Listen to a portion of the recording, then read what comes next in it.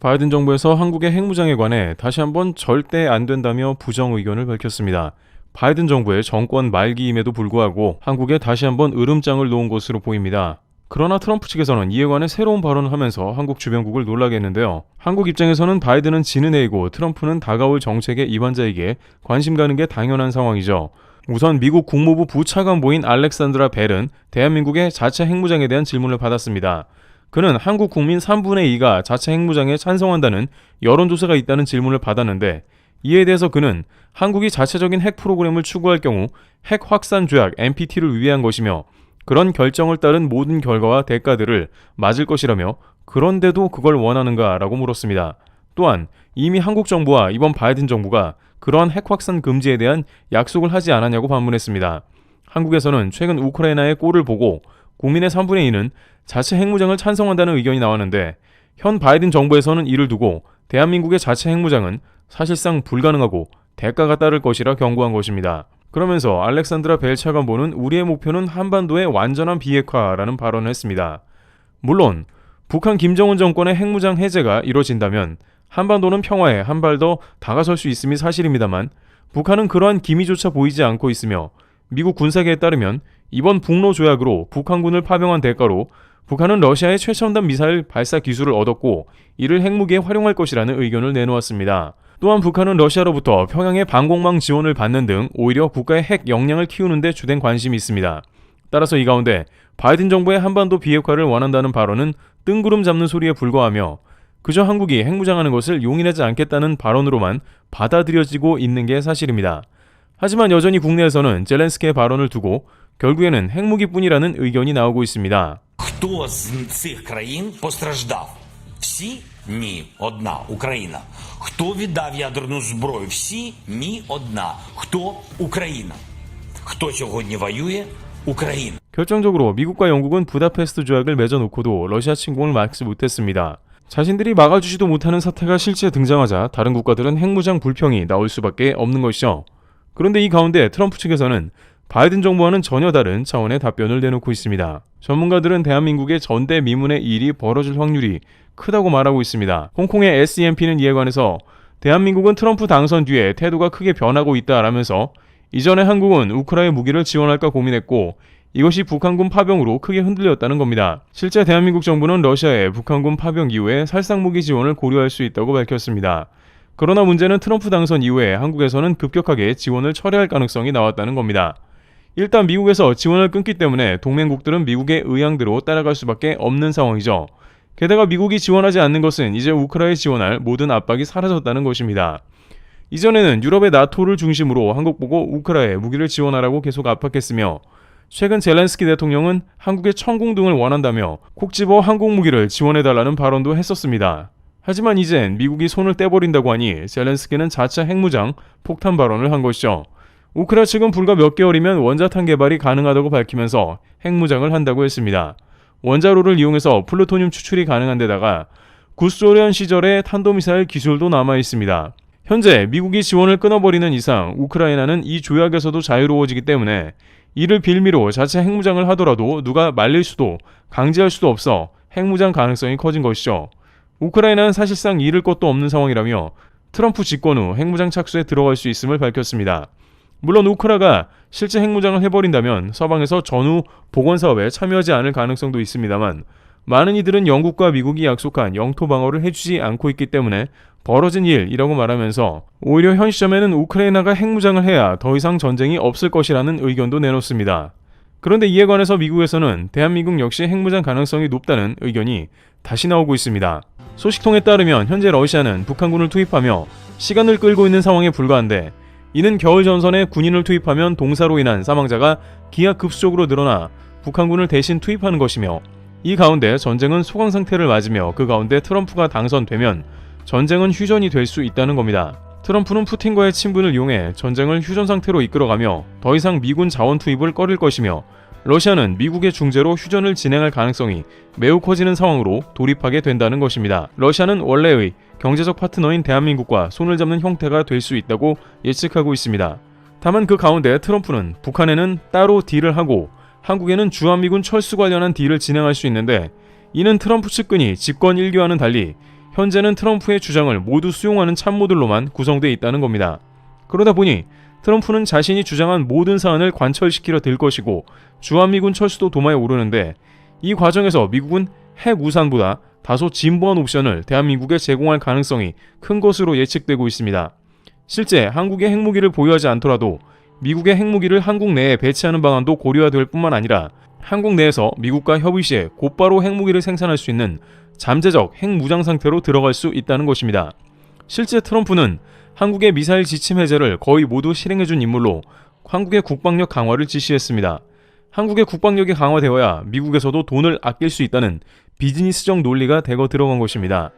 다른 대통령은 한국이 다른 주머니를 찰까봐 용인 안 했으나 트럼프는 한국 핵무장까지도 용인할 것이라는 해석입니다.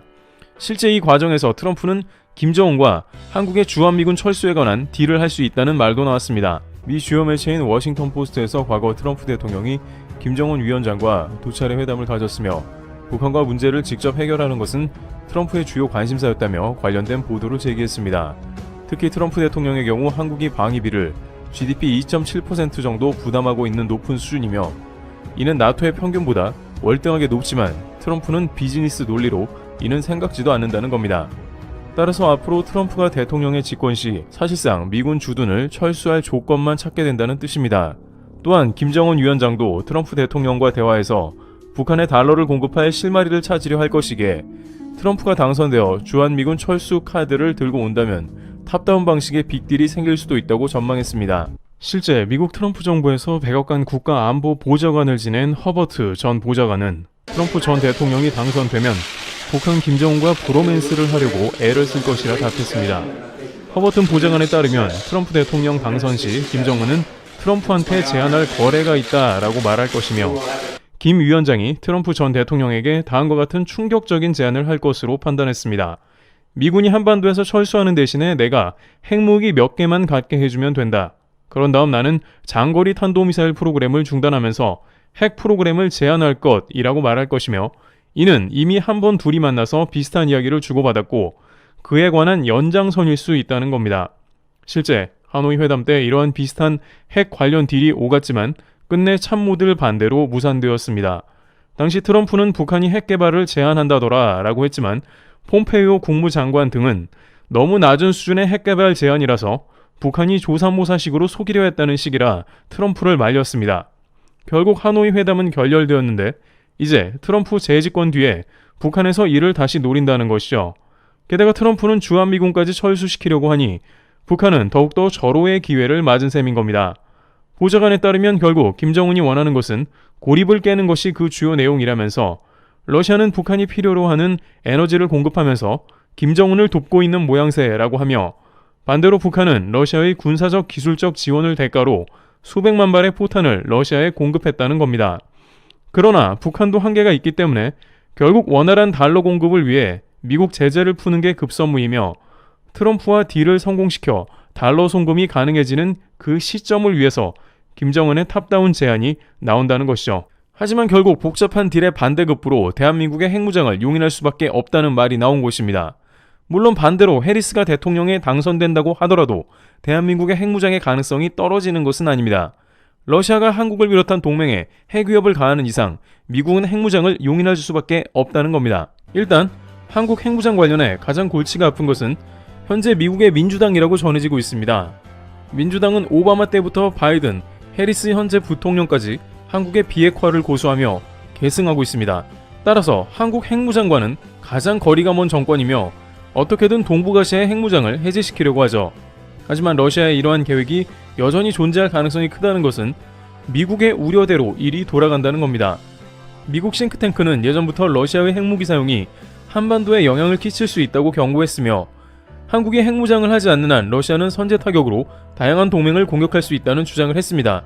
결국 미국에서는 한국이 자체적으로 핵무장을 하지 않으면 한국을 보호할 수 없다는 결론이 났습니다. 하지만 미국 민주당은 무슨 이유에서인지 절대 한국의 핵무장을 용인하지 않는다고 버티고 있는 상황이었죠. 그러나 러시아의 이런 기밀 문서가 나온 이상 미국에서도 더 이상 한국 핵무장을 미룰 수 없는 처지가 되었는데요. 게다가 놀라운 것은 이번 달 영국의 이코노미스트가 발표한 한국의 핵무장 뉴스였습니다. 영국 이코노미스트는 기사를 통해 만약 한국이 핵무장을 하면 무슨 일이 생길까라고 말한 뒤에 일단 한국은 기술적으로 핵무장할 기술을 가졌고 그것은 단 1년이면 충분하다고 판단했습니다. 그들은 핵이 없으면서도 잠수함 발사 탄도미사일 SLBM을 개발한 건 한국이 유일하다고 말하면서 이것이 의미하는 바는 허락, 사인만 떨어진다면 한국은 즉시 핵무기를 생산할 수 있다는 겁니다.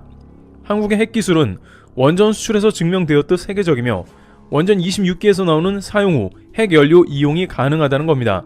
그러면서 이코노미스트는 한국의 최대 쟁점인 미국의 허락을 어떻게 얻을 건지에 대해 조명했는데요. 매체는 한국은 미국의 정치적 용인이 있어야 한다며 바이든은 현재 용인 불가지만 트럼프가 당선되면 다르다고 말합니다. 미국은 해구산 옵션 등을 한국에 제공한다고 하지만 트럼프는 한국에 대해 호의적이지 않다고 말합니다. 그런데 바로 그것이 한국을 핵무장으로 연결하며 전 세계에서 보호받을 수 있다고 지적하는데요. 실제 미국의 트럼프 전 국가안보보좌관인 맷 마스터는 자신의 자서전에서 트럼프 한국 관련 놀라운 발언을 했는데 그는 트럼프는 한국이라는 단어만 들어도 항상 화를 냈다라면서 한국을 싫어했다고 말합니다. 트럼프는 한국은 FTA로 미국의 일자리를 빼앗았으며 그들은 국방 무임승차를 하고 있다라는 게 골자였으며 항상 한국에서 방위비를 이자까지 모두 받아내거나 아니면 주한미군 철수를 해야 한다고 말했다는 겁니다. 또 트럼프는 시진핑에게 한미연합훈련은 돈 낭비라면서 중국이 듣기 좋아할 말을 했다는 것이죠.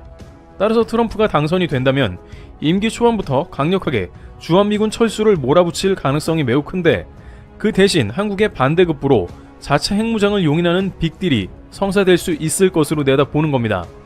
일각에서는 한국이 핵무장하면 국제사회에서 매장되며 한국은 모든 무역의 불이익을 감수해야 한다라고 하지만 미국 트럼프 대통령이 앞장서서 이를 커버하기 때문에 미국이 보호하는 관계로 한국은 위기를 넘긴다는 것이죠. 물론 중국을 비롯해서 주변국들은 반발이 거세겠지만 미국을 이겨낼 국가는 전 세계에 아무도 없는 게 사실입니다. 따라서 이런 흐름 가운데 한국의 핵무장은 한국의 기술력과 더불어 미국 정권 교체로 의외로 빠르게 온다는 겁니다. 이런 발표가 나자 중국에서는 트럼프가 당선되는 게 중국 경제에 이득이라고 생각했다가 발칵 뒤집혔는데요. 중국 국방에서는 영국 이코노미스트 분석에 동의하며 한국은 실제 핵탄두 3,000개 이상의 생산 능력을 보유했으며 ICBM, SLBM 등 핵탄두를 실어 중국의 모든 지역까지 커버해 발사할 수 있는 능력이 있다고 강조하면서 한국의 핵무장은 중국의 가장 큰 위협이 되며 동시에 남중국해 패권까지 영향을 끼친다고 우려했습니다. 중국 군사 전문가 숭중핑은 한국 핵무장으로 인해 동북아 밸런스가 깨질 수 있다 하면서 가장 조심해야 할 것으로 지적했습니다. 중국은 자신의 핵무기는 늘려가면서도 주변국이나 전세계 핵무장은 거세게 반대하고 있는데 그 중에 가장 핵무기를 빠르게 만들어낼 수 있는 한국의 핵무장에 대해서 우려하고 있는 것입니다. 게다가 트럼프 당선으로 인해서 한국이 핵무장 되면 대만 역시 포기해야 할 수 있다고 여기고 있는데요. 최근 전세계 군사 매체 등에서는 중국이 대만을 침공한 뒤에 북한을 부추겨 한반도 침공을 할 수 있다는 예상이 나왔습니다. 중국도 자신이 대만을 침공하면 혼자 미국과 혹은 연합군 등 다양한 세력과 싸워야 하는 쉽지 않은 싸움을 해야 합니다. 따라서 핵이 있는 북한에게 한국을 공격하게 하고 미국 등 동맹의 힘을 분산시키는 전략을 구사할 수 있다는 것이죠.